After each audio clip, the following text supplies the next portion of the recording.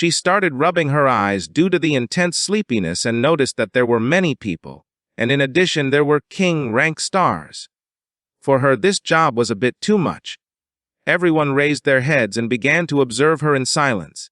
Djang Sonji kept his composure and with a serious look explained that she only had to erase the memories about the 9 miasma wings from all the people below king level.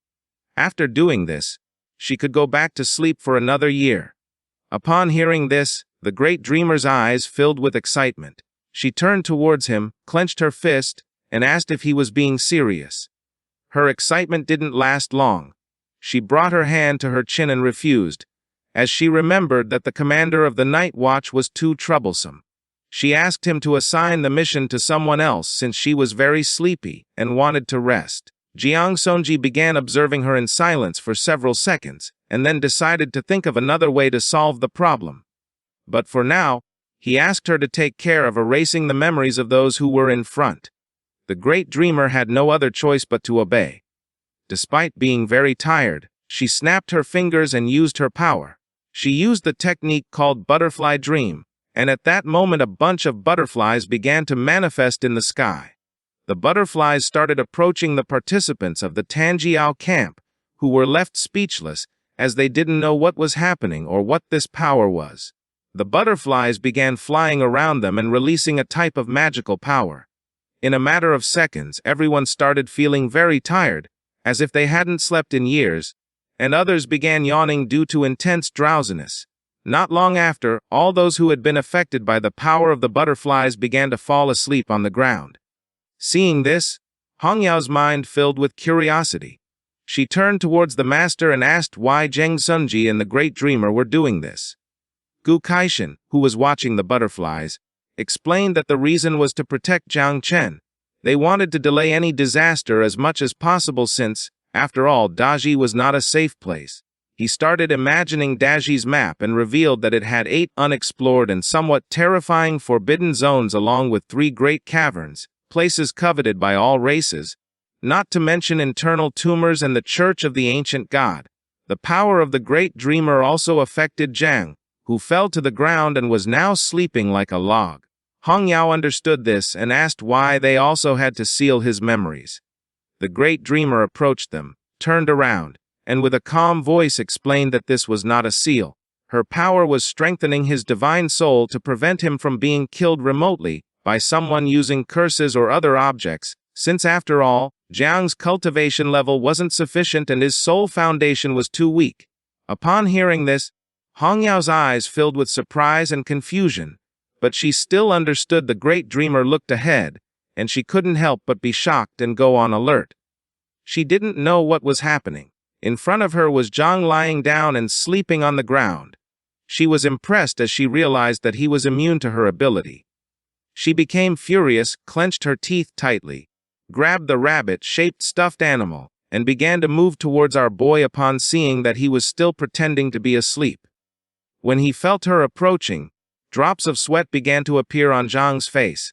He knew this wasn't good. He got nervous and within seconds, his face was covered in sweat.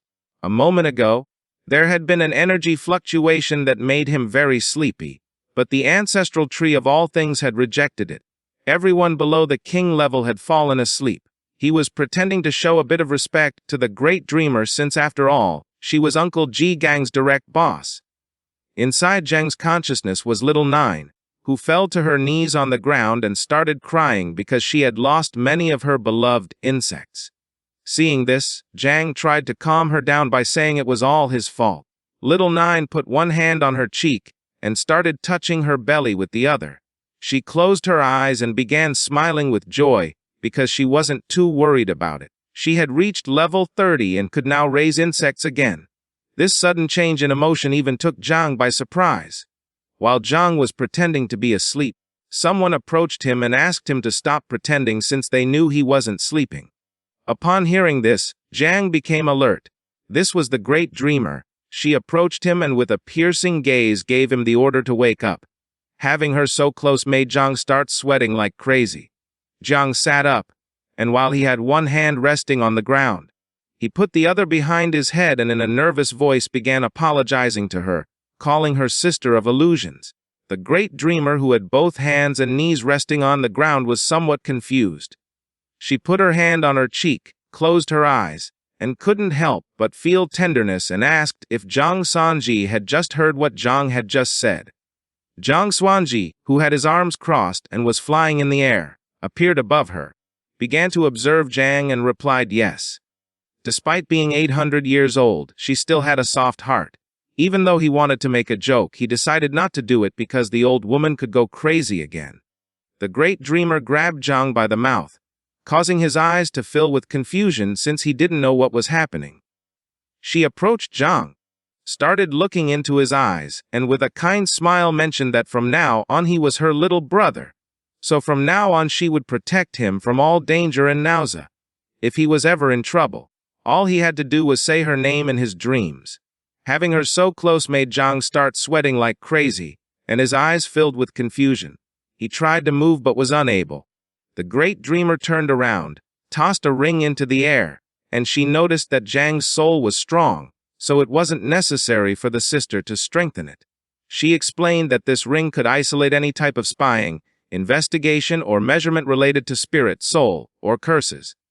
Djang extended his hands to catch the ring and remained silent. This was a welcome gift from his sister. She turned her head back, started to show a finger, and with a happy smile explained that she was going to sleep, and asked him not to forget to come greet her in his dreams. A crack opened. She entered it and disappeared from sight. Djang began to observe the crack. He couldn't believe that he had just become the younger brother of the great dreamer simply by calling her sister once. Hong Yao, who was next to him, was impressed and began wondering if she would become her sister if she called her sister. Djang Xuanzi began to stare at them and called Zhang's attention, mentioning that in 10 days, during the competition of the celestial geniuses, if he could obtain first place without using the 9 miasma wings, then it would show that he truly deserved to be cultivated with all of the country's resources. A new era was about to begin, a world of great disputes was approaching, and there wasn't much time left. Djang started looking towards the sky and with a smile thanked him. Djang Xuanzi turned his back on our boy, looked over his shoulder, and said there was no need for thanks since he had achieved all this by himself. A portal appeared in front of them, and Lin Qiu, who had his arms behind his back, approached Djang Xuanzi. He had already finished watching this amusing spectacle, and thought it was time to go deal with the black dragon from the Yangtze. Both entered the portal and left. At that moment, Mu Hengqiu's grandfather, Lu Sanadao's father, and Tang Ying's uncle approached Djang from behind. Tang Ying's uncle explained that she was Aunt Tang's niece, and suggested to him the idea of marrying her so they could be even closer. Lu Sanadao's father told Tang that he had arrived late since his daughter was Zhang's legitimate wife and the Duobao house was willing to offer 20% of shares as a dowry. Mu Hengqiu's grandfather did not fall behind, explaining that his granddaughter was pregnant with Chen. Upon hearing this, our boy became nervous and his eyes filled with surprise. He didn't know what was happening or how to react to this strange situation. At the same time, Hong Yao asked the master if he believed she still had a chance to win over Djang. Du Caixin became furious and with an angry look, he hit Hong Yao on the head, ordering her to stop talking nonsense, causing her to close her eyes and start feeling a bit of pain. After some time, once night had fallen, Djang went to the house that Du Caixin had assigned him. He closed the door, leaned his back against it, and sighed in relief as he had finally said goodbye to everyone. Now he could focus on reproducing Little Nine's second swarm. He entered his consciousness where Little Nine was pregnant. He extended his hand towards Little Nine and with a serious expression used the divine evolution ability that accelerated insect reproduction, making her start floating. She placed her hands on her belly and became very happy because she was going to have many babies. The skill succeeded, and the system reported that the reproduction of the second swarm was going to take 1 hour, with a total of 5,009 miasma wings. Djang began navigating through the system window using his finger and used the second transformation. The system detected that he met the requirements to change class since he was a level 30 professional with a combat evaluation of 237 stars. It assigned our boy a mission for the class change, called Celestial Tower of Magic City as an objective. He had to complete the Celestial Tower and defeat the boss on floor 50 and capture its sword. But there was one problem. He was only allowed to enter the tower alone and with a time limit of 1 day. He put his hand under his chin and started thinking, deciding that tonight he would sell off all equipment in hand, valued at several billion, and exchange it all for blood from fierce beasts. With this, it should be enough to raise the second generation. Tomorrow morning, he was going to go to the magical city and challenge the Celestial Tower, since with hundreds of thousands of new insects there wasn't going to be any problem. In front of Djang stood the ancestral tree of all things. On one of its branches, there was a red fruit. Upon noticing this, Djang's mind filled with many questions. He was surprised to see that the ancestral tree was bearing fruit again. Djang extended his hand and the red fruit began falling toward him. It was capable of granting an ability called Void Eye, which could allow him to detect and mark enemies using invisibility, illusions, or abilities. The area covered by this ability depended on the user's divine soul strength. Currently, it had a range of 10 kilometers around him. The only downside to using this ability continuously was that it consumed a lot of energy. For Djang, this ability wasn't so bad. He turned to the side and decided it was time to test it. In the area where he was, there were several more houses. Outside, Tang Ying was walking around the area, absorbed in her mobile phone. Djang didn't know why she was outside at that hour. At that moment, a red system window appeared showing her statistics. She had the hidden profession called Nightmare Hunter. She was level 43 with a strength of 149 stars. She was the favored daughter of the assassin system, the precious jewel of the Tang family. She felt shy because of an arranged marriage by her grandfather and didn't know how to approach her target. He looked with a bit of attention and saw that she was writing a letter to Djang, leaving him somewhat surprised. He turned off the lights in the house since he didn't want her to see him, out of sight, out of mind. Tonight he was going to sleep well, so that tomorrow he could go to the Celestial Tower to complete the class change mission. Tang Ying approached the house and upon seeing that he had turned off the lights, she began blushing and became confused. The next day, Djang went to the Celestial Tower, which was gigantic. The top wasn't even visible from the ground, due to how tall it was. He entered inside where there were a bunch of other professionals.